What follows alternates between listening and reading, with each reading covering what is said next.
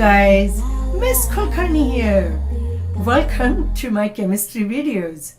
In this video, we will go over some bonding concepts, and one of the important concept in bonding is Lewis dot structures, which are often asked on exams. So here is a sample question. We have to draw Lewis structures for boron trifluoride and phosphorus trichloride. Then we also need to use VSEPR theory to predict their shapes and their polarity. Just a refresher for Lewis dot structure. There are different steps. Step number 1 is always you add up all the number of valence electron which every single element brings. Step number 2, we select the central atom, and the central atom is the one usually which has the fewest number of atoms. Also, if the number of atoms is same, there is one more rule, and that rule is it must be least electronegative. How do you find out the number of valence electron for any element? This is our simple periodic table, and there are group numbers. Just to remind you, group number 1 will have 1 valence electron. Group number 2 will have 2. We're going to jump over to group number 13. That's 3, 4, 5, and you got it. These elements which we got in between the D block and F block elements. For all these elements, the valence electron are only S electrons, and of course there are some exceptions. We won't go over that right now. But what we got here is boron trifluoride. We got boron, 1 atom, and let's find out where is boron. Right there, I got boron. It comes under group 13, so we have 3 electrons which belong to boron. Then we got fluorine, and we got 3 fluorine atoms because it's trifluoride. Let's look at fluorine, and there it is. Fluorine comes under group 17, so we got 7 valence electron, so that will be 21 when we add up. So we got 24 valence electrons for boron trifluoride. Think about this as if every element is coming for a party.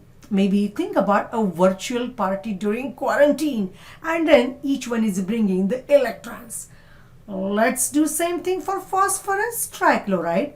So there is our phosphorus, 1 atom. And where is phosphorus? There it is. I found a phosphorus which is under group number 15 with 5 valence electron. So that will bring 5 total electrons with 1 atom. Then we focus on chlorine, and chlorine we got 3 atoms. Chlorine is right under fluorine in group 17. So it will bring 7 electron each, and we got 3 atoms, so that makes it 21. So we got 26 electrons total for phosphorus trichloride. Once you got the valence electron and total, the next step is going to be how to arrange those in Lewis dot structure. So let me write down again. We got valence electrons here 24, and we got valence electrons for phosphorus trichloride 26. We need to find out the atom which goes in the center, which kind of takes a leadership role. Maybe think about that.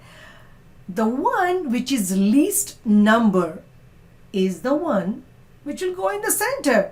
So out of boron and fluorine, which is the least? Of course it is boron. So we got B over here, and we are going to put all the other fluorines around that boron. The next step is we are going to put 2 electrons between each of the 2 atoms, That is a bond. Covalent bond is always formed with shared pair of electrons. Okay, so we got there 2 electrons.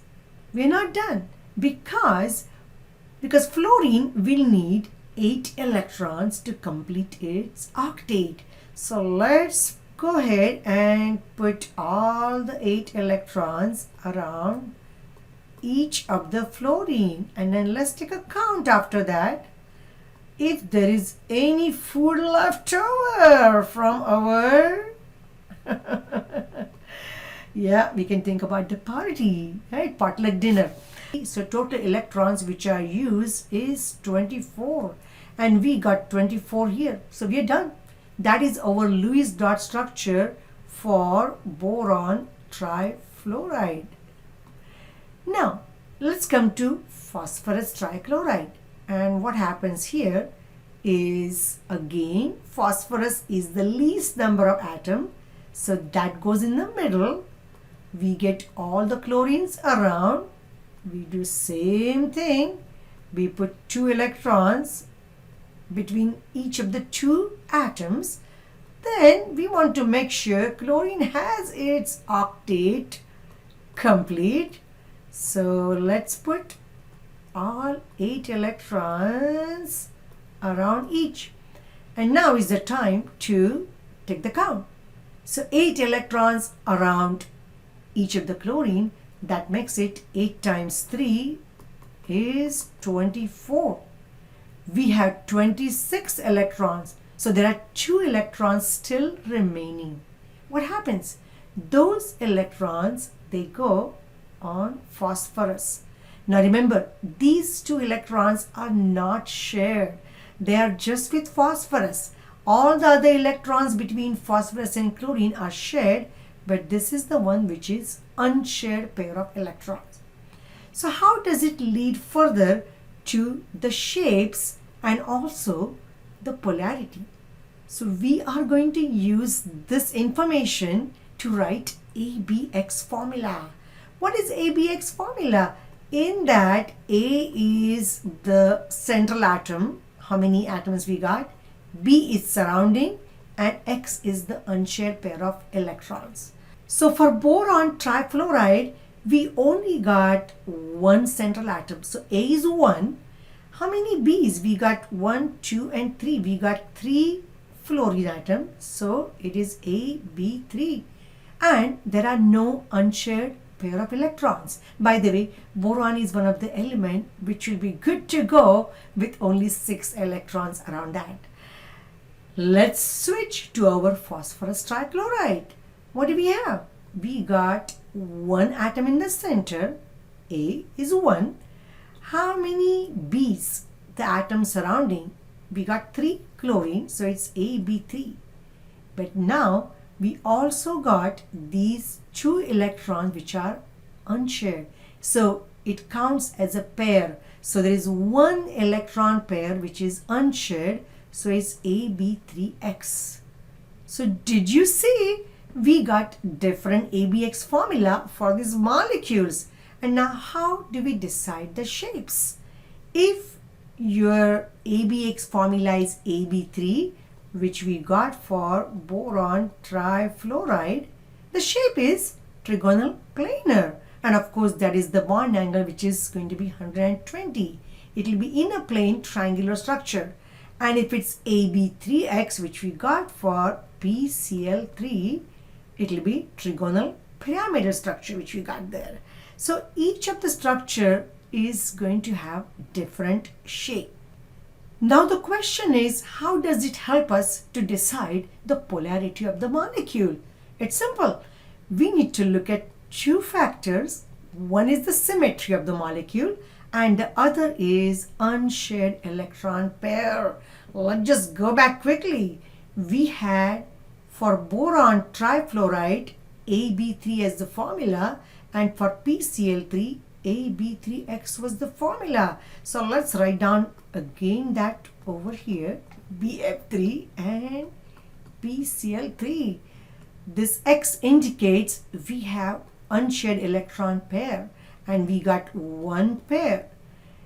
Out of these 2 conditions, if one condition is satisfied, you can already declare this compound to be a polar compound. So let's focus on boron trifluoride now. Unfortunately, we saw here that boron trifluoride did not have any extra unpaired electrons, and the formula was also AB3.